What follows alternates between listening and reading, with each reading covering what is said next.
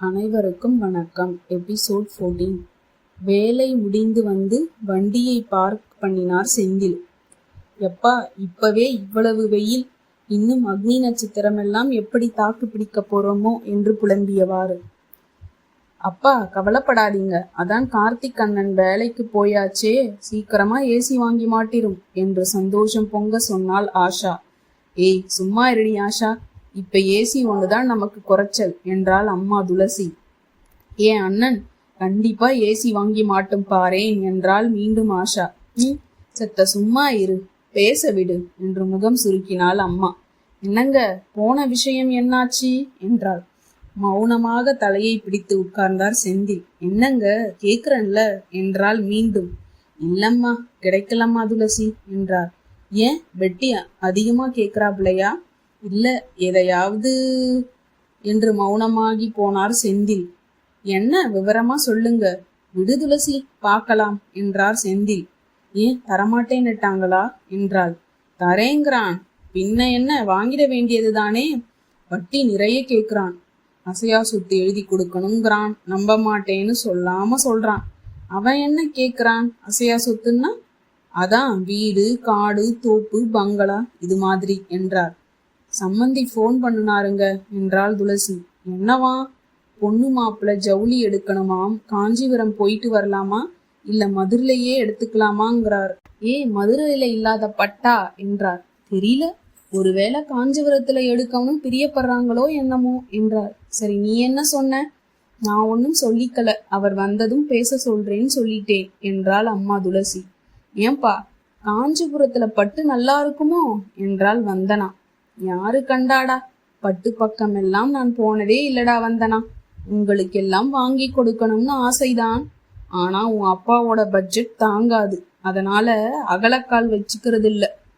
என் நினைப்பெல்லாம் உங்களுக்கு பசிக்காம சாப்பாடு கொடுக்கணும், நல்லா படிக்க வைக்கணும், உங்களை லைஃப்ல நல்லா செட்டில் பண்ணணும், என்னால முடிஞ்சதுடா என்றார் அப்பா. இதை விட வேற என்னப்பா எங்களுக்கு வேணும்? வாழ்க்கைக்கு எதெல்லாம் தேவையோ அதெல்லாம் கொடுக்குறீங்களேப்பா என்றாள் வந்தனா. போதும்பா, இன்னும் வசதியா வளர்க்கணும்னு ஆசைதாண்டா, ஆனா சாதாரண பனியன் கம்பெனி தொழிலாளியால முடியல. இது கூட உங்க அம்மாவோட கெட்டிக்காரத்தனம் தான் சொல்லணும். அனாவசியமா நச்சு பச்சுன்னு எந்த செலவும் பண்ணிக்க மாட்டா, குடும்பத்தை சிக்கனமா சிறப்பா பண்ணுனா.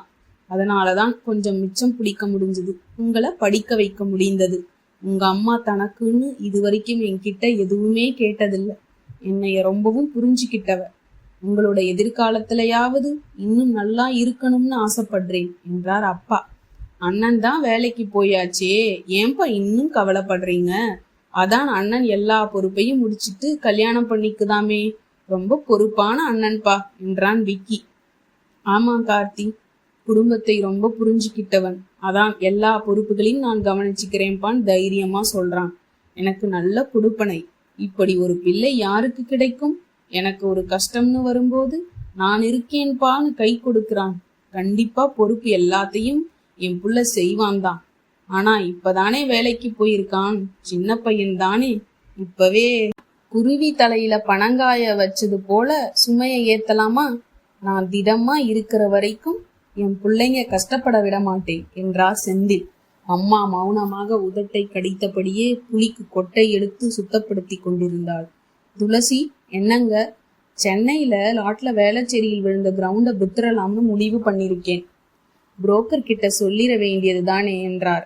உங்களுக்கு தெரியாததாங்க, என்ன தோணுதோ செய்யுங்க, 4 சுவத்துக்குள்ள இருக்கிற பொட்டச்சிக்கு எனக்கு என்ன தெரியும்? அப்படி சொல்லாதம்மா, உனக்கு எல்லாம் தெரிஞ்சதுனாலதான் இப்ப நாம நம்ம குழந்தைகளோட கௌரவமா வாழ்ந்துட்டு இருக்கோம். உன்கிட்டையும் ஒரு வார்த்தை கேட்கணும், நீ சொல்றத வச்சுதான் நான் அடுத்த ஸ்டெப் எடுக்க முடியும் என்றார். அம்மா ஏமா நம்ம சக்திக்கு மீறின இடமா பாத்தீங்க, எதுக்கு இவ்வளவு செய்யறேன்னு ஒத்துக்கிட்டீங்க என்றால் வந்தனா. போனா செடி, இதாவது செஞ்சு கட்டி கொடுக்கணும்ல, சும்மா கட்டிக்கிட்ட துணியோட அனுப்புவாங்களா? பொண்ணை பெத்தவங்க எல்லாருக்குமே வர்றதுதான், இது ஒன்றும் புதுசு இல்லடி பைத்தியமே.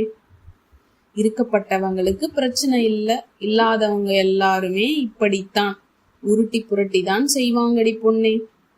புருஷன் வீட்டுக்கு பொண்ணு அனுப்பும் போது பிறந்த வீட்டு சீதனத்தோட தாண்டி கௌரவமா அனுப்பி வைக்கணும். எங்க அப்பா என்னை அனுப்பி வச்சார், அது மாதிரி உங்க அப்பா உன்னை அனுப்பி வைக்கிறார். இதெல்லாம் ஒரு சுகமான சந்தோஷம்னு கூட சொல்வேன். அதுக்கப்புறம் ஆடி, தீபாவளி, பொங்கல், எத்தனை சந்தோஷமான கொண்டாட்டங்கள் இருக்கும். அடுத்து பேரன் பேத்தின்னு ஒரு உலகத்துக்குள்ள வரும்போது எல்லாமே மறந்து போயிரும். இதெல்லாம் சகஜம். ஏன் நம்ம மதுரை மீனாட்சிய சொக்கருக்கு தாரவாத்து கொடுக்கும்போது மீனாட்சியோட அண்ணன் அழகர் சித்திரை திருவிழாவுல சீர்கொண்டு வராரே, அதுல ஒரு கதை கூட உண்டு. இறைவனே வாழ்ந்து காட்டினார். அத மாதிரிதான் மனுஷங்களும். இதையெல்லாம் போட்டு மனசுல குழப்பிக்காத. இதெல்லாம் பெத்தவங்களோட கடமை என்று தட்டி கொடுத்து கன்னத்தை கிள்ளி கொஞ்சினாள் அம்மா. அக்கா, நான் எல்லாம் கல்யாணமே பண்ணிக்க போறதில்ல என்றாள் ஆஷா. ஏண்டி என்றாள் அம்மா. அம்மா அம்மா அண்ணன் அண்ணன் போன் என்று தாவி ஓடி வந்தான் விக்கி. குடுறா, நான் பேசிட்ட தர்றேன், அப்புறமா நீங்கெல்லாம் பேசினாள் என்றாள் அம்மா. ஐய, இவ்வளவு நேரம் நாங்க தான் அண்ணன் கூட பேசிட்டு இருந்தோம் என்று சிரித்தான் விக்கி. ஏண்டா, முதல்லையே என்கிட்ட கொடுக்க வேண்டியது தானே என்று முகம் சிவந்தாள். அதான் டெல்லி அண்ணன் கிட்ட ராத்திரியில பேசுதே, அப்ப நாங்க தூங்குவோம் இல்ல, படிச்சுட்டு இருப்போம். நீ தானம்மா பேசுற, அதான் இவ்வளவு நேரம் அண்ணன் கிட்ட ஜாலியா மொக்க போட்டு ஜோக் அடிச்சு நிறைய பேசணும். 4 நாள் ஆச்சேம்மா அண்ணன்ட்ட பேசி. முடிஞ்சா நீ பேசி முடிச்சுட்டு கொடுமா என்றான் விக்கி. அம்மா, எங்க கிட்ட கொடுமா, நான் கொஞ்ச நேரம் தான் அண்ணன்ட்ட பேசலேன், இன்னும் கொஞ்ச நேரம் பேசணும் என்றாள் ஆஷா. ஐயோ, நீ பேசிட்டியா? உன் வாய் ஓட்ட வாயாச்சேடி, லொடலொடன்னு எல்லாத்தையும் உளறி கொட்டிட்டியா? இப்ப இங்க நடக்கிற எல்லா விஷயத்தையுமே உளறி கொட்டிட்டியாடி ஆஷா என்றாள். அப்படி ஒன்னும் எல்லாத்தையும் சொல்லல, அப்ப நீ முழுங்கி முழுங்கி பேசுறத பார்த்தா சொல்லிட்டன்னு தான் எனக்கு தோணுது. இல்லம்மா என்றாள் ஆஷா. ஏண்டி, பாவம் டி, என் புள்ள பச்சை புள்ளடி, தனியா வேற இருக்கான். இப்ப அவன் சந்தோஷமா கை நிறைய சம்பாதிச்சு இருக்கிற வேண்டிய வயசு, எதுக்கு மனசு நோகடிக்கணும்? உனக்கு கூறுபாடு கிடையாதுடி ஆஷா. இனிமே எல்லாத்தையும் இங்கே நடக்கிறது எல்லாத்தையுமே சொல்லிடாத, சந்தோஷமான விஷயங்களை சொன்னால் போதும், தெரிஞ்சுதா என்றாள் அம்மா. அம்மா பாவம் டி, துடிச்சு போறாரு, இனிமே அண்ணாவுக்கு எதுவும் சொல்லாதடி ஆஷா என்றாள் வந்தா. ஹலோ அம்மா, பேசுமா அம்மா, பேசுமா என்றான் கார்த்திக். எப்படி இருக்கே? நல்லா இருக்கம்மா. ஏன் உடம்பு சரியில்லையாம்மா என்றான். இல்ல நல்லாத்தான் இருக்கேன். எப்ப வர்ற கார்த்திக்? அக்கா கல்யாணத்துக்கு 4 நாள் முந்தியே வந்துடுறம்மா. சரி, உடம்ப பார்த்து கோடி செல்லமே. அப்பா எங்கம்மா? அப்பாவுக்கு நைட் ஷிஃப்ட்டுப்பா. என்னம்மா, பணம் கிடைச்சுதா? இல்லடா கண்ணா, சரியா வரலையாம், அதான் அப்பா வேண்டாம்னு சொல்லிட்டாராம். நான் இப்பதான் ஜாயின் பண்ணிருக்கேன், கொஞ்ச நாள் போனா லோனுக்கின் போட்டுடலாமம்மா என்றான்.